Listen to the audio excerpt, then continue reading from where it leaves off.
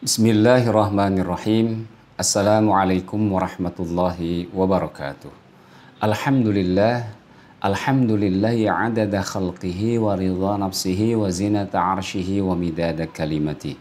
Ashhadu an la ilaha illallah wahdahu la syarikalah fi asma'ihi wa sifatih. Wa ashhadu anna sayyidana Muhammadan abduhu wa rasuluh sallallahu alaihi wasallam wa alihi wa sahbihi. Subhanaka la nuhsi sanan 'alaika anta kama athaita 'ala nafsik falakal hamdu hatta tarda wa lakal hamdu idza radita wa lakal hamdu ba'da ridha. Subhanaka la 'ilma lana illa ma 'allamtana innaka antal alimul hakim wa la haula wa la quwwata illa billahil aliyil azim. Saudaraku yang dimuliakan Allah Subhanahu wa taala, alhamdulillah kita masih diberi kenikmatan oleh Allah Subhanahu wa taala dan berbagai kebaikan di hari Jumat yang penuh dengan keberkahan ini. Pada hari ini insya Allah kita akan sama-sama merenungkan firman Allah Subhanahu wa taala dalam surat Al-Baqarah ayat 142 dengan tema pemindahan arah kiblat dari Masjidil Aqsa ke Ka'bah, Baitul Atiq, Masjidil Haram di Mekah Al-Mukarramah. Firman Allah Subhanahu wa taala, A'udzu billahi minasy syaithanir rajim. Bismillahirrahmanirrahim. Sayaqulus sufaha'u minan nasi ma wallahum an qiblatihimul lati kanu 'alaiha. Qul lillahil masyriq wal maghrib yahdi man yasha'u ila siratim mustaqim. Orang-orang yang bodoh di antara manusia berkata, apakah yang memalingkan mereka umat Islam dari kiblatnya Baitul Maqdis yang dahulu mereka telah berkiblat kepadanya? Katakanlah, kepunyaan Allah lah timur dan barat. Dia memberi petunjuk kepada siapa yang dikehendakinya ke jalan yang lurus. Saudaraku yang dimuliakan Allah Subhanahu wa taala, ayat ini bercerita tentang pengalihan arah kiblat. Secara umum tentang latar belakang turunnya ayat ini, Imam Muhammad Ali As-Sabuni menjelaskan dalam tafsir beliau Safwatut Tafasir, Anil Bara qal Lamma qadima Rasulullah sallallahu alaihi wasallam al-Madinata shalla nahwa Baitil Maqdis 16 sahran aw 17 sahran. Kana Rasulullah sallallahu alaihi wasallam yuhibbu an yatawajjaha nahwal Ka'bati fa anzalallahu ta'ala qad nara taqalluba wajhaka fis sama. Dari Al-Bara, ia berkata, ketika Rasulullah Sallallahu Alaihi Wasallam datang ke Madinah, beliau salat menghadap Baitul Maqdis selama 16 atau 17 bulan. Padahal Rasulullah Sallallahu Alaihi Wasallam ingin menghadap Ka'bah. Maka Allah menurunkan ayat ini. Sungguh kami sering melihat mukamu menengadahkan ke langit. Al-Baqarah ayat 144. Di dalam tafsir Ibnu Katsir dijelaskan, waqad jaa fi hadzal babi ahaditsu katsirah. Wa hasilu al-amri annahu qad kana Rasulullah sallallahu alaihi wasallam umira bi istiqbalis sakhrati min Baitil Maqdis. Cukup banyak hadis-hadis yang berkenaan dengan masalah ini dan kesimpulannya adalah bahwasanya Rasulullah Shallallahu Alaihi Wasallam sebelumnya diperintahkan untuk menghadap ke Baitul Maqdis arah kiblat. Fakana bi Makkata yusalli bainar ruk'ain. Fatakunu baina yadayhi al-Ka'batu wa huwa mustaqbalun sakhratu Baitil Maqdis. Dan ketika beliau masih berada di Makkah, beliau salat di antara dua rukun dengan posisi Ka'bah berada di hadapan beliau, tetapi juga beliau tetap menghadap ke Baitul Maqdis. Jadi pada saat baginda Rasulullah SAW di Mekah, beliau bisa menyatukan dalam menghadap kiblat, yakni tetap menghadap ke arah Ka'bah dan juga menghadap ke Baitul Maqdis. Falamma hajara ilal Madinati ta'adzara al-jam'u bainahuma. Dan ketika beliau SAW hijrah ke Madinah, beliau tidak dapat menyatukan keduanya. Fa'amarahu Allahu bitawajjuhi ila Baitul Maqdis. Lalu Allah Subhanahu wa taala memerintahkan beliau untuk menghadap Baitul Maqdis. Qala Ibnu Abbas wal jumhur. Ini adalah perkataan Ibnu Abbas dan jumhur ulama. Hadirin yang dimuliakan Allah Subhanahu wa taala, Imam Al-Qurtubi menjelaskan waqila nazala dzalika 'ala Nabi sallallahu alaihi wasallam fi Masjid Bani Salimah wa huwa fi salati zuhri ba'da rak'ataini minha fatawahhala fi shalah fasummiya dzalikal masjidu Masjidul Qiblatain. Menurut suatu pendapat bahwa ayat tentang pemindahan arah kiblat ini diturunkan kepada Nabi Shallallahu Alaihi Wasallam di Masjid Bani Salamah saat beliau telah menunaikan 2 rakaat salat zuhur, lalu beliau pun berpaling dalam salat itu ya ke arah kiblat yang berbeda. Oleh karena itulah masjid tersebut dinamakan dengan Masjid Qiblatain, Masjid 2 kiblat. Firman Allah Subhanahu wa taala, sayaqulus sufaha'u minan nas. Orang-orang yang bodoh di antara manusia berkata. Imam Muhammad Ali As-Sabuni menjelaskan, sayaqulu du'afa'ul uqul minan nas. Orang-orang bodoh, orang-orang yang lemah akalnya di antara manusia berkata.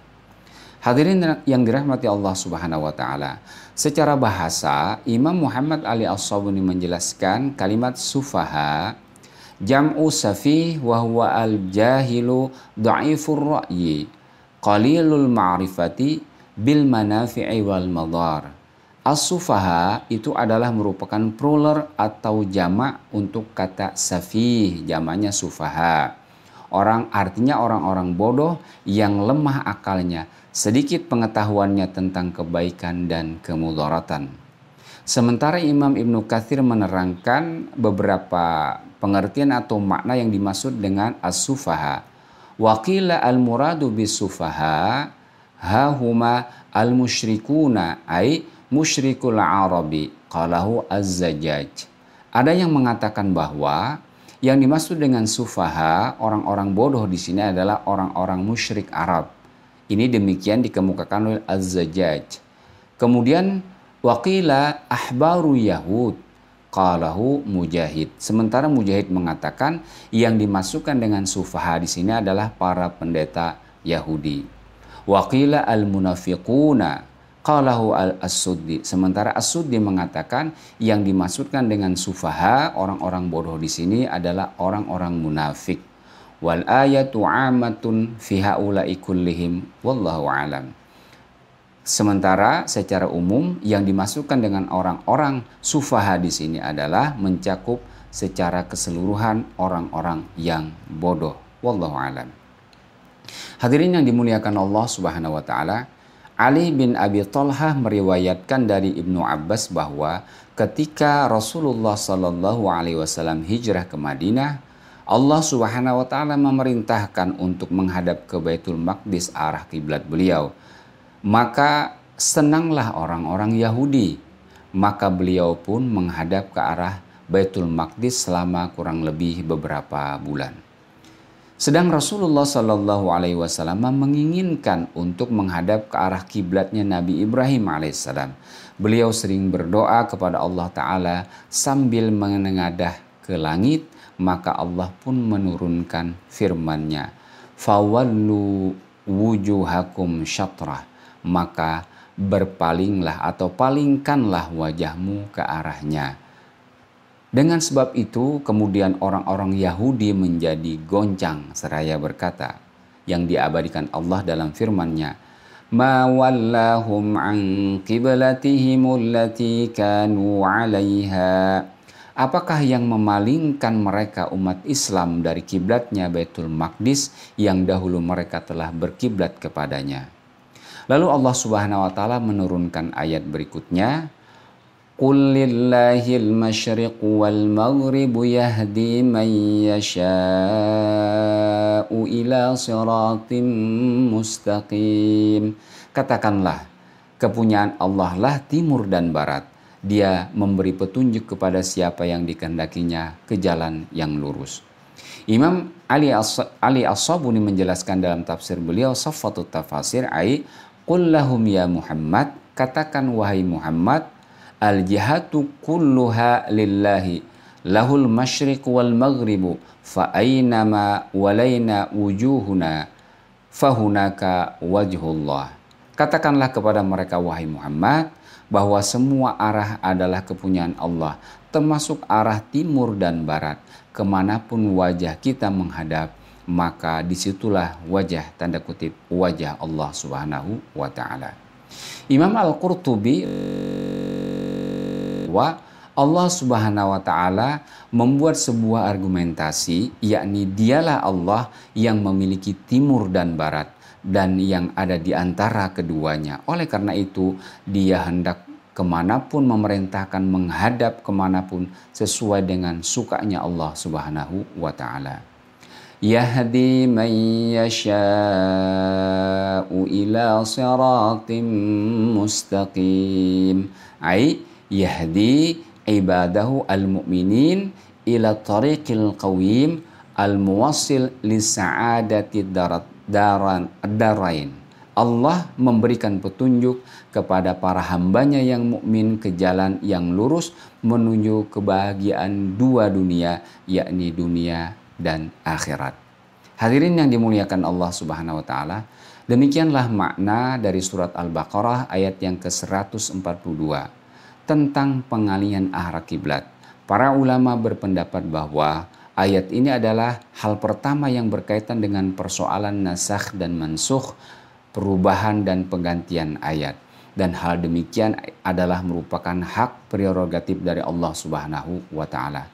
Ayat ini juga menunjukkan sebuah contoh ketaatan total yang diekspresikan oleh para sahabat radhiyallahu anhum.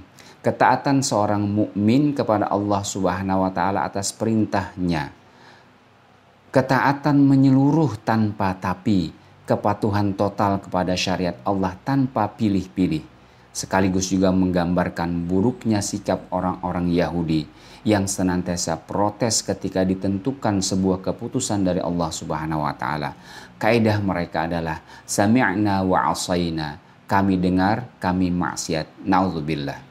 Kiranya ayat ini sungguh menjadi ibrah atau pelajaran bagi kita bahwa ketika Allah Subhanahu wa Ta'ala dan Rasul-Nya menentukan sebuah keputusan, wujud dari keimanan yang sempurna adalah sikap sami'na wa ata'na, kami mendengar dan kami taat. Semoga Allah Subhanahu wa Ta'ala memudahkan kita dan selalu memberikan petunjuk kepada kita untuk senantiasa taat kepada seluruh perintah Allah Subhanahu wa Ta'ala. Amin ya Allah ya Rabbal Alamin. Wassalamualaikum warahmatullahi wabarakatuh.